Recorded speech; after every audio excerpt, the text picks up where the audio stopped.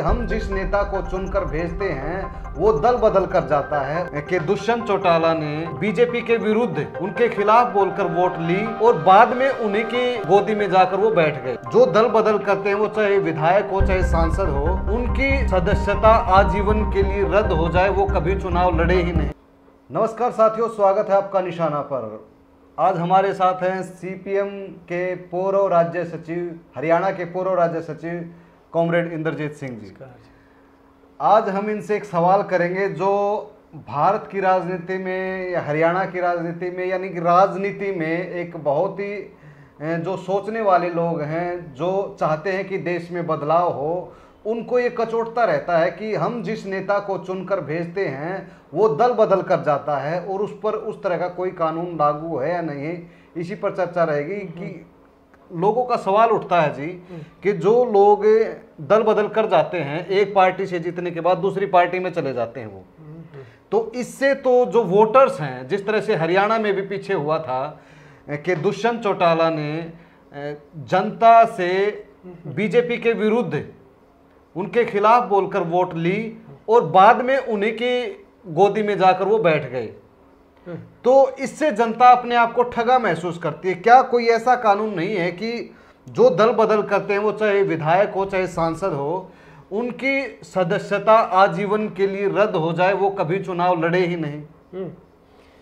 देखिए, ये जो समस्याएं हैं वफादारी बदलने की या जन विरोधी भूमिका अदा करने की, ये सारी दल बदल की समस्या के अंतर्गत नहीं आती। आपने खुद ही बताया अभी कि दुष्यंत चौटाला की जो जेजेपी पार्टी थी, उसने भारतीय जनता पार्टी के खिलाफ जनादेश लिया और उन्हीं की सरकार बनवाने चले गए। ये है एक विश्वासघात का सवाल, मतलब जी। तो इसको अपनी जगह रखिए। दूसरा एक तरीका ये है कि आप एक पार्टी के सिंबल पे चुने गए और दूसरी पार्टी में चले गए, उसके लिए एक एंटी डिफेक्शन लॉ, दल बदल विरोधी कानून बना हुआ है। अच्छा जी। जो राजीव गांधी जब प्रधानमंत्री थे उस टाइम पे बना था। मतलब उस कानून से दल बदल की समस्या पूरी तरह हल नहीं हुई असल में। उसका कारण ये है कि उसमें अगर थोक में दल बदल करे ना कोई, तो वो तो अलाउड है, उसको स्प्लिट बोलेंगे, यानी पार्टी का विभाजन माना जाएगा वो। तो वो जैसे महाराष्ट्र में जिस तरीके से हुआ, और वो चुनाव आयोग की मेहरबानी से सिंबल भी वही लेंगे, नाम भी वही लेंगे शिवसेना वालों का, तो एनसीपी के साथ यही कर दिया उन्होंने। ये इसको दल बदल कानून में अगर 2/3 मेजॉरिटी से कोई एमएलए या एमपी अगर दल बदलते हैं तो उसको स्प्लिट माना जाएगा, पार्टी का विभाजन माना जाएगा, उसके ऊपर एंटी डिफेक्शन लॉ लागू नहीं होता। तीसरा एक रूप और है कि आप गए हैं एक पार्टी के सिंबल के ऊपर विधानसभा या लोकसभा में, वहाँ पे एक विप होता है जो चुना जाता है पार्टी के एमएलएज में से एक। वो विप जो है, जब वोट देना होता है किसी मसले पे, तो विप जारी होता है। वो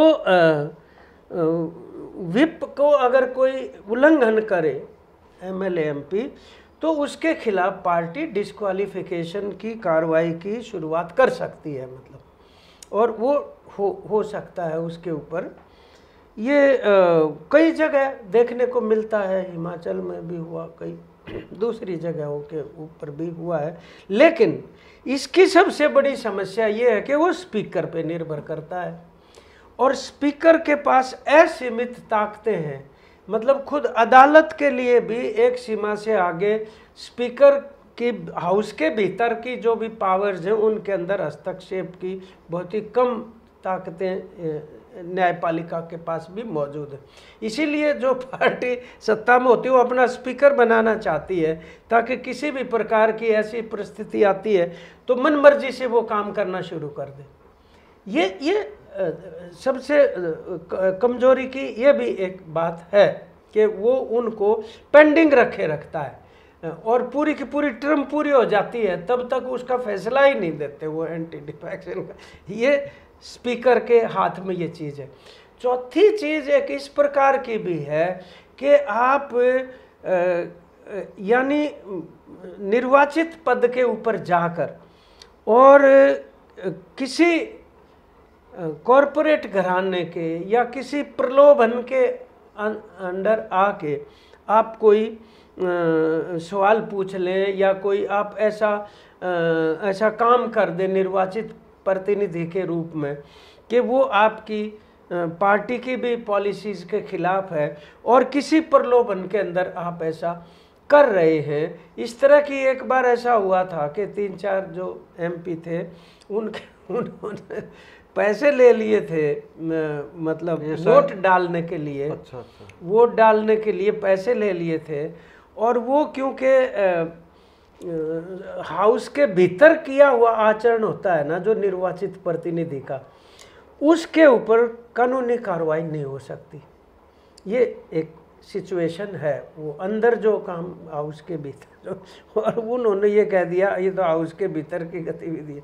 खैर बाद में वो कुछ केस वेस भी दूसरी तरीके से चले और कुछ सबूत उसके अंदर पाए गए थे। ऐसे बहुत सारे, कहने का मतलब ये है कि एंटी डिफेक्शन लॉ जो दल बदल विरोधी कानून बना वो इसलिए नहीं लाया गया था कि उससे कोई राजनीतिक पार्टियों की सफाई होएगी या कोई राजनीति में शुद्धता या जवाबदेही कोई आएगी या कोई वफादारी की बात उसके अंदर दर्ज होगी, उनका कुछ जो राजनेताओं की जो स्टैंडिंग है वो कुछ विश्वसनीयता बने, उस वजह से नहीं लाया गया था। लाया इसलिए गया था कि सरकारें वगैरह तोड़ना मुश्किल हो जाएगा दल बदल करके। अब यहाँ तो ये पिछले 10 साल से भारतीय जनता पार्टी की मोदी सरकार आने के बाद ये तो मतलब थोक में ही दल बदल हुए हैं ना बहुत ज़्यादा। ये तो इंजीनियर्ड है, करवाए हुए हैं मतलब। तो हाँ, सरकारें किसी की बनती हैं बाद में किसी की बन जाती है। चुने लोग किसी को चुनते हैं और किसी और की सरकार बनवा देते हैं उसको गिरा के। मतलब इनका तो बहुत ही शर्मनाक रिकॉर्ड है इस मामले में। पहले इतना ज़्यादा कभी हमारे स्वतंत्र इतिहास में ऐसा हुआ नहीं था जितना इन्होंने किया है, और बहुत ही मतलब बेशर्मी के साथ किया, निर्लज्जता के साथ। उसको ये अपनी उपलब्धियां बताते हैं, मतलब उसका तो आप क्या कर सकते हैं। चाणक्य कहते हैं अपने आप को। हाँ, मतलब वो इसको चाणक्य कहते हैं और इसको वो एक तरह से डिप्लोमेसी और उच्च कोटि की मतलब कूटनीति बताते हैं। ये गंदगी की को मतलब राजनीति के अंदर फैलाना, प्रदूषण करना राजनीति के अंदर, ये बहुत बड़े पैमाने पे हुआ है। इस तरह के जब घटनाक्रम होते हैं, अभी देखो कि जो मंत्रिमंडल चुना गया है उसमें भी 26-28 जो मंत्री हैं उन पर बहुत ही गंभीर आरोप हैं, हत्या के, बलात्कार के, पता नहीं कैसे कैसे। ऐसे में जनता का क्या काम बनता है? क्योंकि लोग तो उम्मीदवार तो इधर से उठकर उधर चला जाता है, उधर से उठकर यहाँ चला जाता है, लेकिन जनता क्या करे? जनता तो अपने आप को ठगा महसूस करती है। आपराधिक जो केस है ना वो 2 तरह के हैं। एक तो राजनीतिक प्रतिशोध की वजह से बनाए हुए हैं, और एक है जो असल में ही राजनीति और अपराध का घालमेल हुआ है काफ़ी समय से। वो चुनाव के अंदर भी प्रकट होता है, बिना चुनाव के भी प्रकट होता है। तो इसलिए वो जो अपराध की चीज़ें हैं वो इस 2 तरह उसको देखने की ज़रूरत है। जनता के सामने जो है वो इस जनता के हाथ में है ये चीज़ करना, वो उसको दंडित करें जो अपराध के अंदर संलिप्त है। तो कुल मिला के इसका स्थायी जो इलाज है वो तो है जनता के ही हाथ में, और एक बड़ा बेहतर राजनीति की शुरुआत होनी चाहिए।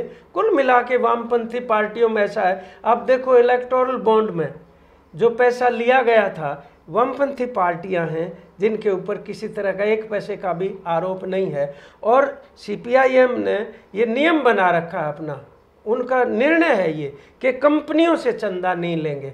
तो वो आम जनता से पैसे लेके छोटे छोटे छोटे छोटे तब अपनी वो राजनीति करते हैं।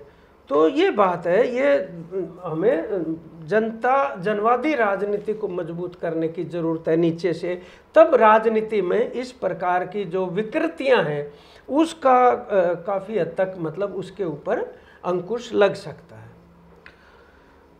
तो आज बात की हमने दल बदल कानून पर। एक दो व्यक्ति अगर दल बदल करता है तो उस पर तो कानून लागू है, लेकिन ज़्यादा संख्या में, 2/3 से ज़्यादा संख्या में अगर कोई दल बदल करता है तो उसे पार्टी का विभाजन कहा जाता है। ये भी अपने आप में एक बहुत ही शर्मनाक बात है हमारे देश की राजनीति के लिए। तो यहाँ पर जनता की एक जिम्मेदारी बनती है कि वो आगे आए और ऐसे लोगों को बिल्कुल सिरे से नकार दे कि हम इन लोगों को चुनते नहीं, हम इन लोगों को नहीं पसंद करते हैं, और ऐसे लोगों को चुनकर आगे ना भेजे। इसी जागरूकता की जरूरत है। यही जागरूकता की ज़रूरत है। धन्यवाद।